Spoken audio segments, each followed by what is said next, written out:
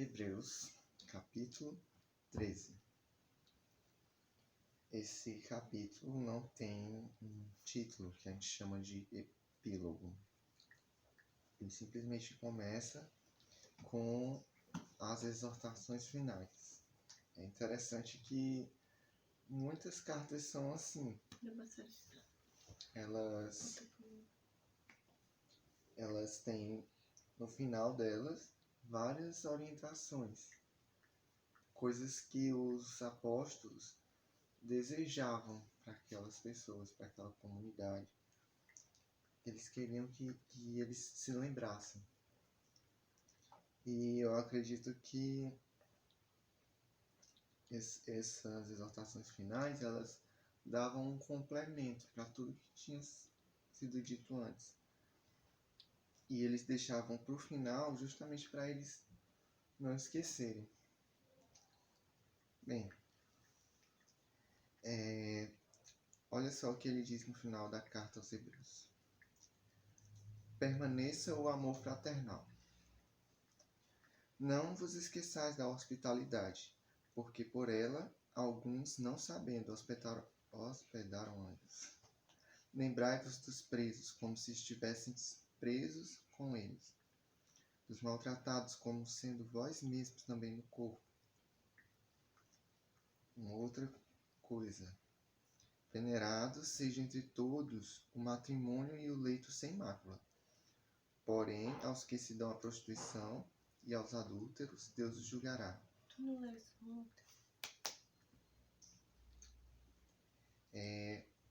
Sejam os vossos costumes sem avareza, contentando-vos com o que tendes, porque ele disse: não te deixarei, nem te desampararei. E assim com confiança ousemos dizer: o Senhor é meu ajudador, não temerei o que me possa fazer o homem. Lembrai-vos dos vossos pastores, que vos falam a palavra de Deus, a fé dos quais imitai, atentando para a sua maneira de viver. Aqui eu acho que a partir do versículo 8 ele começa já num outro assunto. Bem, uma coisa que é muito marcante nesse começo do capítulo 13 é o amor, é claro, e em resumo ele está falando de amor, mas ele está falando muito essa palavra lembrai-vos. Ele está chamando a atenção daqueles irmãos e de nós atualmente, para nós nos lembrarmos dos nossos irmãos e sempre nos colocarmos no lugar deles. Então, a primeira orientação e a mais clara e importante de todas: permaneça o amor fraternal. Quando ele está falando permaneça, é porque é algo que pode se esvair, pode ficar esquecido. Quando ele está dizendo assim, permaneça o amor fraternal, é porque ele está querendo que aquelas pessoas se lembrem do amor fraternal. Ele está, em outras palavras, isso quer dizer que o amor fraternal ele é natural para um cristão, sim, mas existem coisas que podem nos distrair e pode fazer com que a gente não se lembre dos nossos irmãos como deveríamos e não preste atenção neles como deveria ser. Por isso ele diz: não vos esqueçais da hospitalidade, porque por ela alguns, sem saber, hospedaram anjos. Então o que ele está dizendo? Está dizendo que quando alguém vem nos visitar, quando alguém está necessitado de estar em uma casa, um peregrino, no caso, que era a realidade da época, né? Mas no nosso caso atualmente, quando alguém vem nos visitar, nós não vos esqueçais, volta a mesma mensagem repetidamente, lembrai-vos da hospitalidade. O que é isso? É nós entendermos que existem valores que nós temos que prestar atenção nesses valores e não deixar que eles se percam com o tempo e que as próximas gerações elas não percam esses valores de maneira nenhuma. Então, ele está querendo que isso seja em outras palavras, uma cultura, pode-se assim dizer. E um desses valores é a hospitalidade. E quando a gente faz o bem sem olhar quem, Deus nos recompensa. E é justamente isso que fizeram aquelas pessoas que, sem saber, hospedaram anjos. Eles fizeram bem sem olhar quem. Apareceram anjos, eles achavam que eram peregrinos, e eles receberam aqueles anjos. E, de fato, eles tiveram esse grande privilégio e foram abençoados por isso. Com certeza, se eles não fossem pessoas hospitaleiras, como aqueles anjos iriam realmente cumprir a missão se não fossem recebidos? Então, quando a gente faz o bem sem olhar quem, a gente é abençoado. E no versículo 4 ele fala algo que parece ser aleatório, né? Assim, um pouco fora do sentido geral. Mas, como ele começa esse capítulo, esse parágrafo falando permaneça o amor fraternal, o que está escrito no 4 é justamente ainda falando de amor, dizendo, venerado seja entre todos o matrimônio e o leito sem mácula. Porém, aos que se dão à prostituição e aos adúlteros, Deus os julgará. Então, quando a gente lê esse versículo, eu pelo menos, até essa palavra porém, até essa parte, porém aos que se dão à prostituição, eu achava que ia falar aqui sobre um castigo, algo muito difícil, né, até forte de se ler. Só que a gente percebe que ele não disse assim, porém, os que se dão à prostituição, vocês esqueçam eles, joguem eles no porão. Não. Ele disse, porém, os que se dão à prostituição e aos adultos, Deus os julgará. Então, chamando a atenção para esse fato específico, né? Se na sua congregação, no nosso meio, em qualquer lugar, existe alguém, infelizmente, nessa condição, o nosso pensamento sábio ele tem que ser de acordo com a palavra. E o que a palavra está dizendo, a sabedoria que a palavra está nos dando é a seguinte: Deus os julgará, porque Deus sabe tratar muito bem os corações das pessoas. Nós não precisamos colocar sobre nós um peso de ser um juiz de algo tão que é tão pesado quanto o pecado, né? Nós não somos juízes nem de uma mentira, porque Deus não nos colocou juiz em relação a nada. Ele nos colocou como irmãos uns dos outros, né? Bem, aí ele continua, ele diz assim, sejam vossos costumes sem avareza, contentando-vos com o que tendes. Então, como ele, no versículo 4 até que lembra um pouco a questão da cobiça, né? Esse versículo anterior que eu acabei de comentar. E agora ele está falando de uma cobiça, mas falando a cobiça em relação ao dinheiro. Então, o que é que está dizendo? Contentando-vos com o que tendes, porque ele disse, não te deixarei, nem te desampararei. Então, falando aqui especificamente do dinheiro e das coisas materiais, o contentar, a gente pensa assim, contentar é a gente se conformar. Se conformar, eu tenho só isso, então eu me conformo. Eu não quero mais nada além disso. Eu me conformo que eu não tenho mais. E pronto, e é isso. Só que o se contentar, ele não é isso. Se contentar é ficar contente, né? É você olhar para o que você está vendo no momento como mais simples, olhar para o que você está vendo no momento como mais simples e se contentar, ou seja, ficar contente com aquilo que é mais simples e que você tem.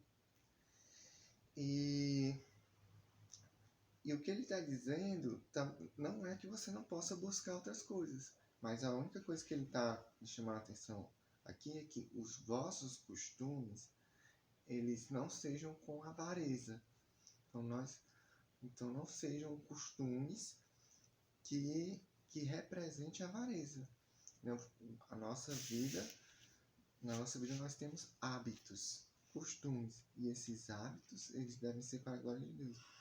Se você tiver hábitos que representam uma avareza que existe dentro de você, então você, nesse ponto, você está errado. E aqui a palavra de Deus está nos orientando muito bem.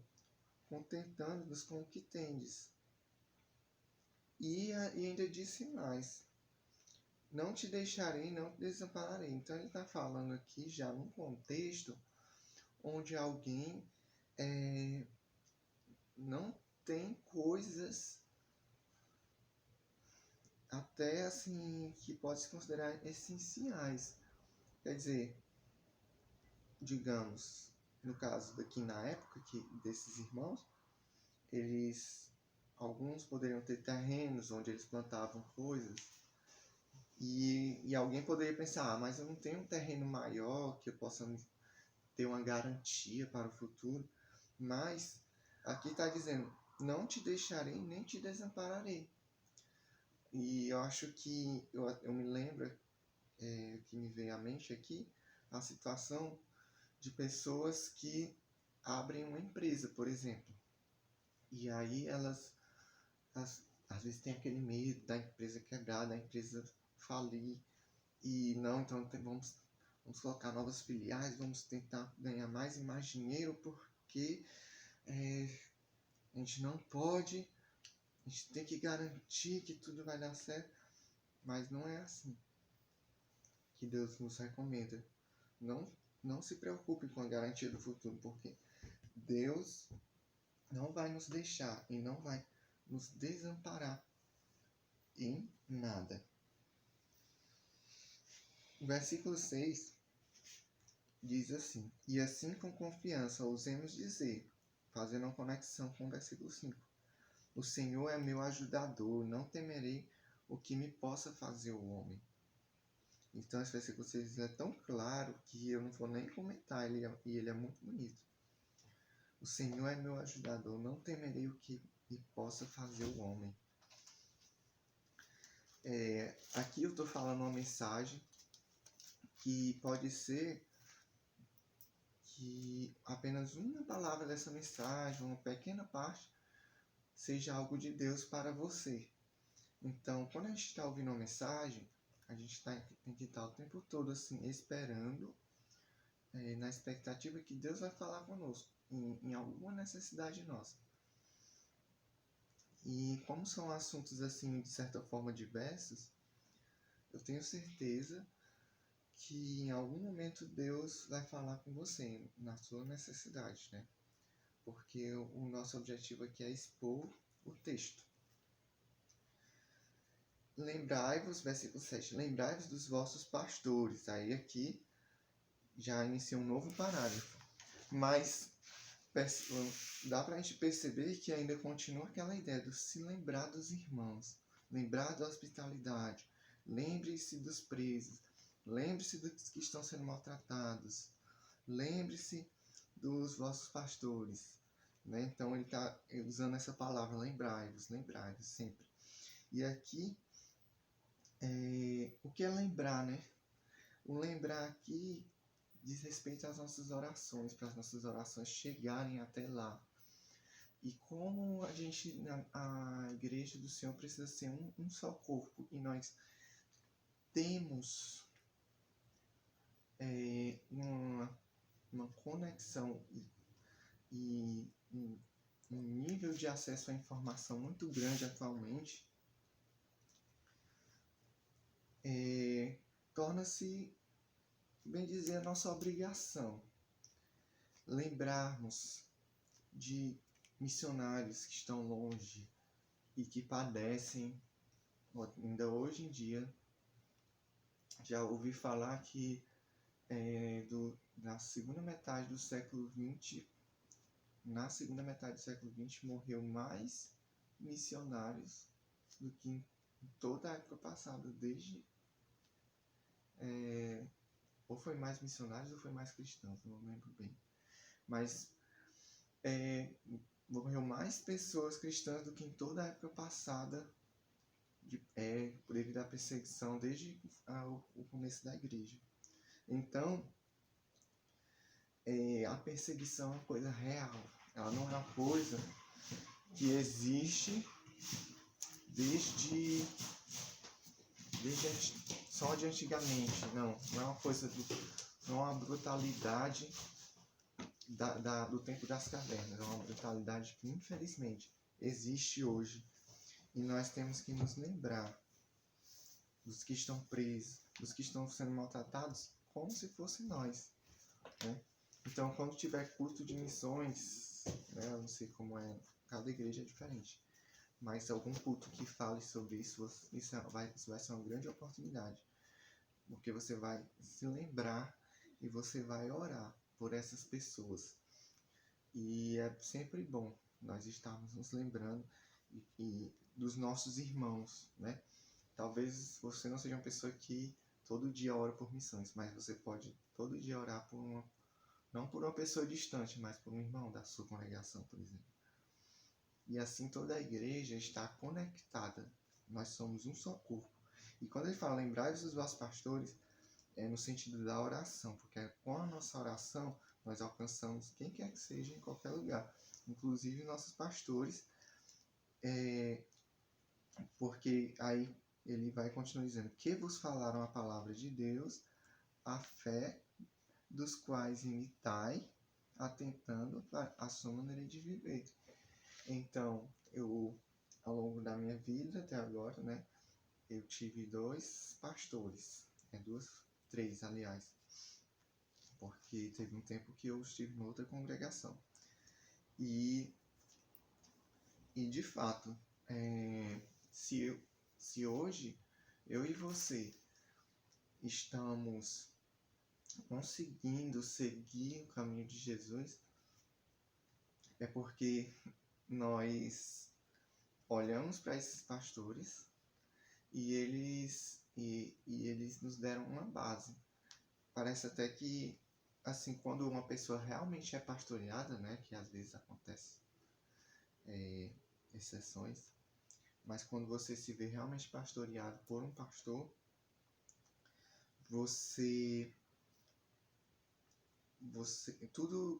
a sua vida cristã, em boa parte, ela está existindo porque existe um homem, servo de Deus, uma família, né, uma esposa também, orando por você e se dedicando a você, para a sua edificação, seu crescimento espiritual. Então, tudo aquilo, o que eu ensino hoje, né, muitas coisas que tenho compartilhado aqui no YouTube, elas dizem respeito a coisas que eu ouvi ao longo da minha vida, através de pastores, e que eu procuro aplicar, que eu estou me lembrando, né, durante a minha rotina. E às vezes a gente não percebe isso, né, que a nossa vida cristã, ela se deve em boa parte a pastores e também pessoas que resolveram se dedicar à vontade de Deus para nos ensinar. Bem, aqui nós, como eu falei no versículo 8, já vai começar um outro assunto. Então eu vou encerrar nesse assunto. Mas eu quero falar aqui uma lembrança que me veio à mente sobre essa questão de você ser ensinado por alguém.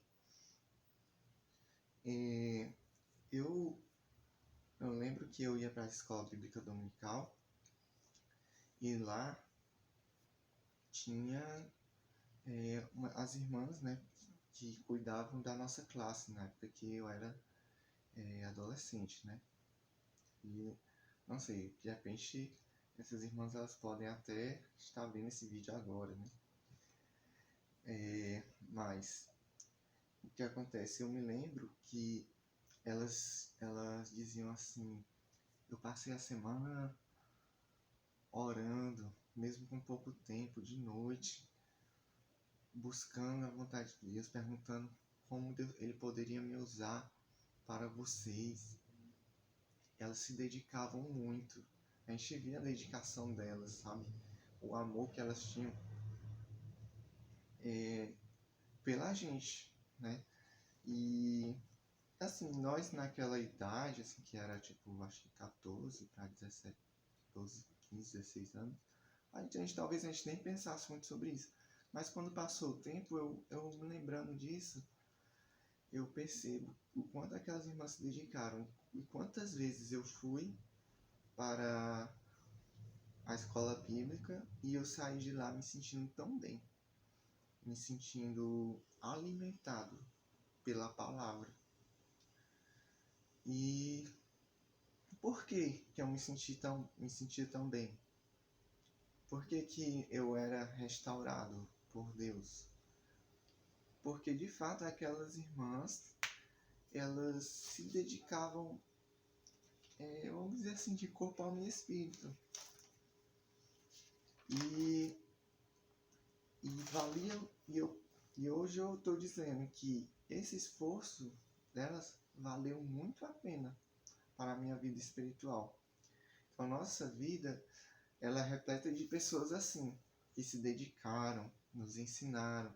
E se nós hoje